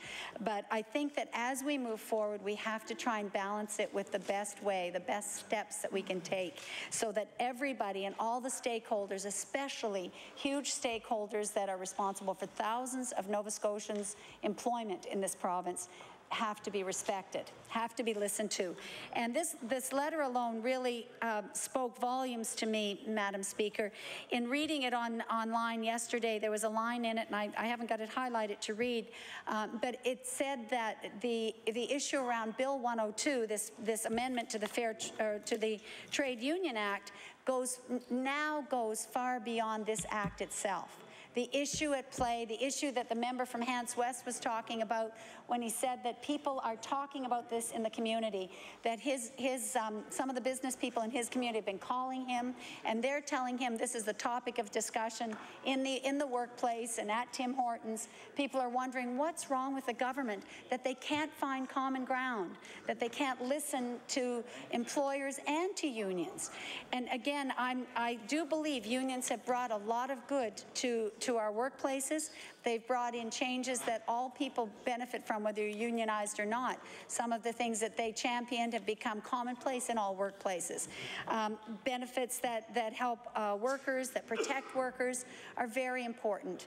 But again, the unions today are also a very powerful force, and we need to balance their power and their wishes with the power of the employer. And again, a balancing act, much like we see in every act that comes forward. There's one before us now, Madam Speaker, on residential tenancies, which again, you're looking at the balance between tenants and landlords. This is a common thing in every bill that we see. There's going to be different forces pulling for attention or wanting to have changes that will benefit one or the other. In this case, the business community said there are compromises that can be made that will be perfectly satisfactory to all. And if those compromises are not made, Madam Speaker, I know that we will leave the business community with a great feeling of distrust, a sense that you cannot depend upon this government to listen when you have an unprecedented and united front come to law amendments, was exactly the words that they have used here. And when I say they, Madam Speaker, it has to be pointed out who they are. All of the chambers of commerce of Nova Scotia, the entire umbrella body of the chambers of commerce, the Home Builders Association, responsible for hundreds of jobs in home construction, the Road Builders Association, again, a key organization, Restaurant Association of Nova Scotia, the Retail Council of Canada, the Atlantic office. Let me see, some of them are smaller as well. We've got the Hotel Association, though, the Halifax Chamber of Commerce, the Contact Centre, Nova Scotia, which represents all of the call centres and contact centres in the province. So if people have their jobs or their children are working in those jobs, you know, take note. This is an opportunity for everybody to take note. Those employers are saying they don't feel comfortable with what's happening, and they certainly are saying loud and clear they feel ignored. And that word is in this exactly. It says, again, we were ignored. It's not even how they feel. They've stated it as a fact. They've been ignored. None of their suggestions have been taken forward. Nobody on the government side has given a nod or a conciliatory approach to their concerns. And we see the impact of a majority government that has the numbers to do exactly as they please and is completely thumbing their nose at at the people who took time to come forward and speak. And those people were primarily people representing businesses and employers. We did hear from some union members, and even then, the discussions I've heard here in the House have shown that other members have talked to some of the union representatives who would be quite happy as long as this first contract arbitration comes forward, they would be happy to support it, and they would be happy that the government had done what was promised, what they promised. And I'm guessing that there was a promise to bring this forward, or why are we here? But at the same time, that would satisfy the unions of this province to know that we now had first contract arbitration legislation. What the business community is saying is choose one of the other models for that legislation. And I know, Madam Speaker, you've heard this from other speakers before me as well, but it is important at these final minutes and final hours of discussion on this bill. We're in third reading. When this bill comes for a vote, that will be it. The time for compromise will be passed. We've already seen the amendments brought forward by the Liberal Party were all voted down. They were not accepted by the government, and we saw an attempt this morning to return to Committee of the Whole to perhaps consider new amendments, also voted down. So no signals on the part of government that they believe that politics is the art of the possible. Another quote by Henry Clay says, "Government is trust, and the officers of the government are trustees, and both the trust and the trustees are created for the benefit of the people." And I don't think that looking at how we're handling Bill 102, that the people of Nova Scotia would feel empowered or able to, certainly if you'd like me to table that, I'd be very happy to. Yeah, I have, and I have the, who it's attributed to as well. The letter. Has the letter not been tabled as yet? I think you might, yeah. I think, yeah. This letter has been circulated widely, so many members of the House, I think, have had a chance to read it. And again, it's been in the newspaper as well, or if not the paper, it's been online. But as I said, I felt compelled because of this letter to stand up and just summarize where we've been with the legislation, and the fact that the people of all of those employers, one after another, Canadian Federation of Independent Business, Canadian Manufacturers Association, Restaurant and Food Services Association, Construction Industry Association, and even the Canadian Taxpayers Federation. I'm surprised to see them in that mix. But nevertheless, they also disagree with Bill 102, and they are looking, as all of the employers are, to some level of compromise and some show of goodwill, seeking common ground where we can build and come to a consensus. And I know that that would be something that I would believe many members of the government would like to do. And I don't know why the hardliners are running the show over there and running roughshod over the people that came forward to speak and ask for compromise. I know there are people that are more sensitive to the public, more sensitive to the call for compromise that is held in this letter. And I'm sorry to see that there is no way that the government will budge, and no way that the government will move on this, and that really we're whistling in the wind here in the legislature today. We're trying to speak about compromise, about coming together, about seeking consensus, about doing less harm, and we're reaching nobody. Nobody is listening on the other side of the House. And Madam Chair, Madam Speaker, it's very disconcerting and difficult sometimes to be the voice that is trying to seek that place, that middle ground that government should be trying to achieve. And yet, again, ideology is really reigning. It is an ideologically driven government that has a certain agenda they are determined to ram through, and basically they have no regard for the people who've come out to speak against what they're doing. So maybe they think Nova Scotia's an island and nobody's paying attention to what's happening here. Maybe they think the president of Michelin International or North America won't be saying, I went to Nova Scotia, I spoke on behalf of our company and on behalf of our employees, and nothing was done, nothing happened, there were no changes, if you believe that there will be no repercussions to our little province as a result of this kind of legislation, then I'm sorry, the government is greatly misleading us. There will be repercussions. You know. Madam Speaker, I'm frankly distressed at the attitude of the government and how this is going to be played out in the future in terms of trying to grow our economy, in terms of attracting people to live in our province, both from across Canada and from overseas, and just how this will be interpreted, along with other regressive legislation that we see coming down the pipeline as well, about how we want to do things in a backward way, in a way that doesn't respect the people of Nova Scotia and the employers of Nova Scotia. And I think that it flies in the face of all the good news going on around the ship's contract that we just won. It's a way to send a completely reverse signal. At this point in time, we want to be the most open and responsive to employers. We want to create an environment for the very best that we possibly can to attract Nova Scotians who've gone away to work, to attract others to come and make them feel that this is the place to be, that this is absolutely the best province to be in. And we know we have so many wonderful attributes that can make for a really terrific standard of living and quality of life. But these sort of signals that the government is sending fly in the face of that, and will undermine the message that tourism and economic development are sending when labor laws are changed in a way that are regressive. And again, when the whole government, as a whole, down to the last person in the NDP government, are standing firm and refusing to listen to business, and not one willing to stand up and say, we have respect for the employers of this province, big and small, and we want to do what's right and listen to them.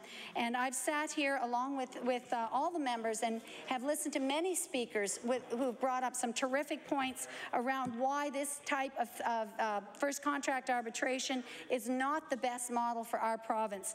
And I will say again, as I did before, that in the Manitoba model, which does not require any kind of evidence of bad faith or dysfunctional bargaining in order to kick into place the arbitrary intervention of first contract arbitration. In that model, you find more labor disruption in the second contract. I know the government in every department likes to talk about evidence-based decision-making. The evidence base in this case, Madam Speaker, is very clear that in the second go-round, there is labor disruption, there is anger and mistrust in the workplace, and it's actually very, very non-productive to have that in place. What we have right now in Nova Scotia is a very calm, what has been described as a harmonious labor environment. And in the letter that was presented by the employers that I had noted, they said that in the last number of years, let me say how many years, in the last 14 years, there have only been 3 orders issued as a result of bad faith bargaining. And that would have gone to the Labor Department. Only 3 times in 14 years has there been any evidence of bad faith bargaining. And in those 3, they don't break it down, but they said not all were against the employers. So in at least one of those cases, there was bad faith bargaining on the part of the employees. So it indicates so clearly that this is unnecessary legislation, at least if we're going to go to the Manitoba model, which is too extreme. And with that in mind, the business community, represented by many organizations, and collectively they represent thousands of employees, are saying, look for the art of compromise and the politics of the possible. Try and get to that point where we find common ground and work together to make Nova Scotia a better province, rather than isolating and dividing us into sort of 2 camps that don't have anything in common, that breeds mistrust, that will breed a poorer labor and management model. We'll have more labor disruptions and more unhappiness in the workplace as a result of this bill. And with that, Madam Speaker, I would like to take my seat, and I shall hope to hear from a few other speakers before we vote.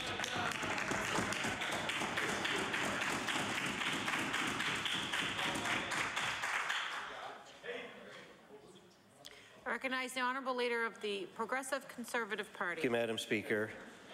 Madam Speaker, here we are on 3rd reading, And the point has been made again. This is a bad bill. It's the wrong bill at the wrong time and for the wrong reasons. Many people have been making that point, Madam Speaker, inside this House and outside the House. It's the wrong bill because there is no problem to solve. It's at the wrong time because at this time of a shaky economy, particularly with the job losses that we have outside of Halifax in our province, that putting more jobs at risk or future investment at risk, which creates jobs, could not be worse timed. When we have this shipyard contract coming our way that we need to take advantage of to create real jobs, this could not be coming at a worse time. And it's for the wrong reasons, because no one asked for it, no one campaigned on it, no one voted for it, no one in the employer community is asked for it. Somewhere, though, Madam Speaker, someone clearly wants it. Some hidden, unseen force is pushing the government to do this, which is clearly for the wrong reason. Madam Speaker, much has been said about how the employers of the province, the job creators of the province, small, medium, and large, are against this bill, how they don't want first contract arbitration, how their first line of argument is we should not have any form of first contract arbitration, that we should stand up and stop first contract arbitration. But what I want to add to the discussion now on third reading, Madam Speaker, is it is not just the businesses of the province who are against. We've heard about the Michelins and the Sobeys and the others and the small businesses that are organized through the Canadian Federation and others who are all unanimously opposed. But even now, Madam Speaker, others are speaking up. For example, I know that just yesterday the Premier received a letter, which I will table in a moment because it's copied to any number of other people, but the Premier received a letter from the town of Bridgewater, from Bridgewater Town Council, dated December 8, 2011. And just let me quote briefly from the letter, Madam Speaker. Dear Premier, I am writing this letter on behalf of Bridgewater Town Council to express our vehement opposition to Bill 102 on first contract arbitration. The letter goes on to give many reasons, Madam Speaker, but one of the more interesting ones is this, and I quote, "We have been in steady consultation with the management of the Michelin Bridgewater plant. Michelin is totally opposed to this legislation and the ramifications it could have on investment in this province." That is the words of the elected representatives of the town of Bridgewater. I will table it, but just before I do that, I will point out, Madam Speaker, that the town of Bridgewater is in a very good place to have assessed the ramifications of Bill 102 on first contracts because of the many employers they have in Lunenburg County, but obviously Michelin has been a big part of the debate on Bill 102. For the first time in living memory, they actually came to the House on their own to express their complete disagreement on this course of action that the government is going to take today. They called it a black mark against Nova Scotia, that it'll be definitely taken into consideration when they consider reinvesting in their plants or investing in new jobs. The town of Bridgewater knows that as much as anybody, and I will point out that the letter is copied to the MLA for Lunenburg West, and I hope he's read his letter before this House votes in third reading on Bill 102, because that member still has a chance. Like the mayor and town council in Bridgewater have done, he still has a chance to vote for Michelin and jobs and opportunity in Bridgewater, like that town council is doing. Madam Speaker, I know that first contract arbitration for many who don't follow this day-to-day sounds like a foreign thing, but what people know now, after this long debate, what people know now is it's really about jobs. It is about the jobs of today and the countless jobs of tomorrow that will or will not come our way, depending on what happens with first contract arbitration.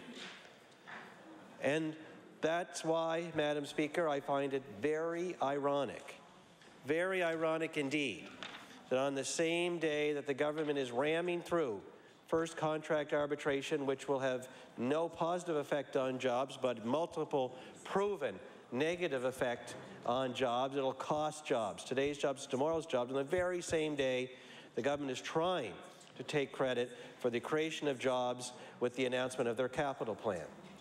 Well, Madam Speaker, a $610 million capital plan, even if it was going to create or maintain the 4,500 jobs that the government contends today, would come in at $135,000 per job maintained or created. A very expensive way, if it were to work, to maintain and create jobs. But, Madam Speaker, wouldn't it be more effective, not to mention much cheaper, not to mention free, to maintain and create jobs by doing the right thing and stopping first contract arbitration? Wow. Then we can take that $610 million and put it to really good use, because we'll have found a way to do the right things the government should be doing to create jobs, and that is to maintain the free collective bargaining process that has worked so well for our province, to put in place appropriate tax and energy policies and user fee policies that encourage job creation, that encourage our small businesses to grow a little bigger, that encourage our manufacturers to invest a little more in their plant. Wouldn't that be a better way, Madam Speaker? That's something that I think should be on the minds of all members as we vote shortly, instead of, on the one hand, putting all those jobs at risk with first contract arbitration, and on the other hand, try and claim to be creating jobs by borrowing $610 million of the taxpayers' money and spending it around the province. That's the great irony of today. Now, Madam Speaker, we've come to that point in the debate where, in opposition, we've done all we can to bring the government to its senses, to enable enough time for Nova Scotians to come to the House, to write to the government, to call the Premier's office, to have their views known. Thousands upon thousands upon thousands of employers and hundreds of thousands of employees, through their representatives, have made their point. All the opposition members in both opposition parties have made their point. And we come to that point in the debate where the government has a choice. When I say the government, it is, of course, the government, but it is made up of individual MLAs representing their own ridings, representing, for example, the 3 Pictou County ridings, Pictou West, Pictou Centre, Pictou East. Those members, I know, have heard very specifically from the major employers in Pictou County, the famous major employers like Sobeys and like Michelin, who have told them this is a black mark against Nova Scotia. They have heard from them. They've also heard from McGregor Fabricators and other small businesses and medium-sized businesses through the Pictou Chamber of Commerce. They have told them this is a bad idea. This will hurt investment and jobs in Pictou County. Now those 3 members have a choice. Those 3 members have a choice between doing what is right for their riding, for the employers of their riding, for the jobs in their riding, to do the #1 job of an MLA, which is to vote in the interests of their own people and is what is best for them, or to set them aside and set their concerns aside and vote with the backroom interests of their party. That's the choice they're going to face here this afternoon, and I call on them to do the right thing. I mentioned a moment ago the Bridgewater Town Council letter. I will point